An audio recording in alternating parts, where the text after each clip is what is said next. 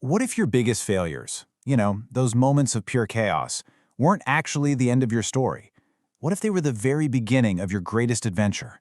Today, we're jumping right into the wild journey of Jordan Peterson, a guy who faced public cancellation, a near-fatal illness, and the insane pressure of fame, and somehow managed to turn all of that chaos into a blueprint for strength. Okay, so let's really get into this because this one question is the engine behind pretty much everything Peterson does. Seriously, from his therapy sessions to his lectures that reach millions, it always comes back to this. When your life just completely falls apart, when chaos takes over, how in the world do you find a way forward? And that's not just a question for him, right? That's a question for every single one of us. And this quote from Austin Kleon just nails the whole idea behind this series. We all build this intellectual family tree. Peterson himself says that these idea lineages are incredibly powerful because they set trajectories for our lives. So today, we're going to map his out. We're going to trace the ideas, the events, the strategies that really shaped him so we can see how he built his own answer to that huge central question. So, our story doesn't start with some grand master plan. Nope, it starts with a simple act of curiosity. This wasn't some calculated career move. This was, in the language of the hero's journey, the call to adventure. So picture this. It's around 2010, and Jordan Peterson is looking at YouTube, which back then was mostly just cat videos, right?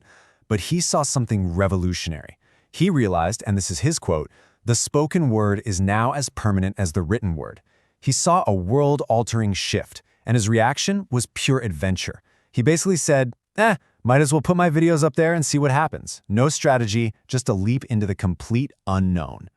But here's the thing about adventures. Before you can go out and face the dragons in the world, you first have to understand the ones that live inside your own head. So, long before all the controversy and the fame, Peterson was building a psychological framework, a blueprint for how we humans actually operate.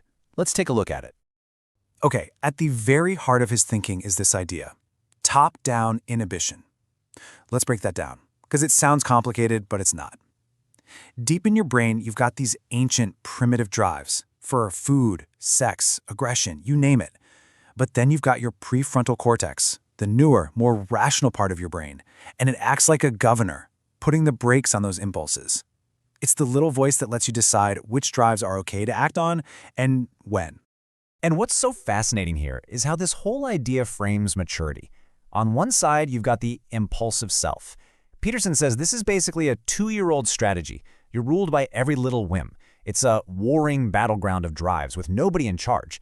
But on the other side, you have the integrated self, where all those drives are organized into a single, coherent personality.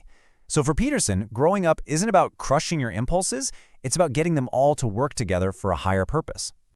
So how do you build that integrated self? Well, this is where the neuroscience comes in, and it's all about goals. See, when you move toward a goal you really want, your brain releases dopamine. But listen, dopamine isn't just the pleasure chemical, it's a reinforcement chemical. It literally strengthens the brain circuits that led you to succeed.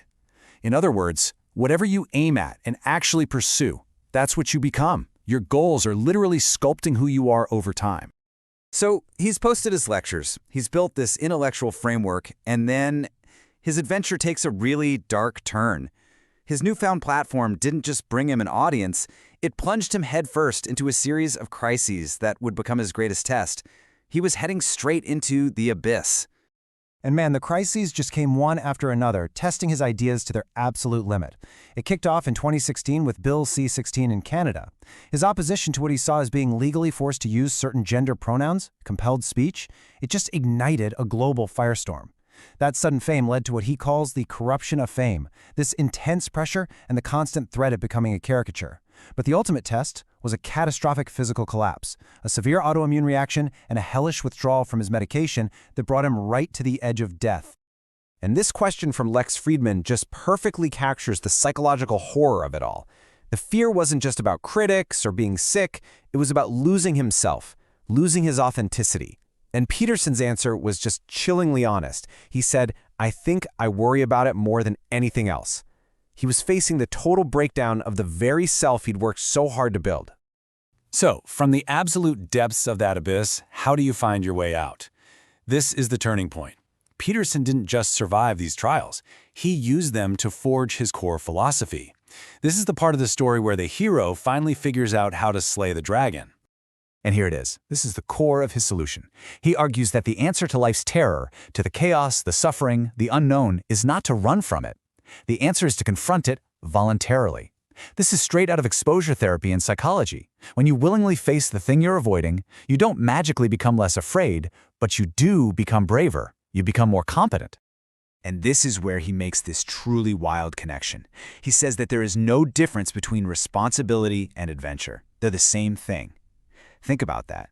He's saying that the deepest, most meaningful adventure you can possibly have, the kind your soul is screaming for, is found when you voluntarily take on responsibility. It's the ultimate antidote to a chaotic, meaningless life. Okay, but how do you take on that kind of adventure when you're completely overwhelmed? You start small. You scale the dragon down until it's a size you can actually fight. Clean your room isn't just about being tidy, it's the philosophy in action. By putting the boring, controllable parts of your life in order, you create, as he puts it, the precondition for freedom. You build a stable launch pad for your bigger adventures. So, the hero has gone into the abyss, slayed the dragon, and come back with the treasure. Now, let's bring that lesson home and see how we can actually use it to build our own genealogy of ideas. All right, here's your practical toolkit straight from Peterson's journey. First, aim for a meta goal, something so high and noble that it organizes everything else you do. Second, confront chaos on your own terms. It makes you braver. Third, integrate your impulses. Don't be a slave to them. Fourth, reframe responsibility as the ultimate adventure, because they're the same thing. And finally, if the chaos feels way too big, just scale back the dragon. Find one little challenge you can conquer right now and start there. And that brings us right back to where we started. Peterson's whole journey suggests that the most chaotic, most painful moments of our lives contain the raw material for our greatest growth. So the question I want to leave you with is this. Looking at the chaos in your own life, what dragon are you avoiding? And what incredible adventure is waiting for you on the other side if you finally decide to face it?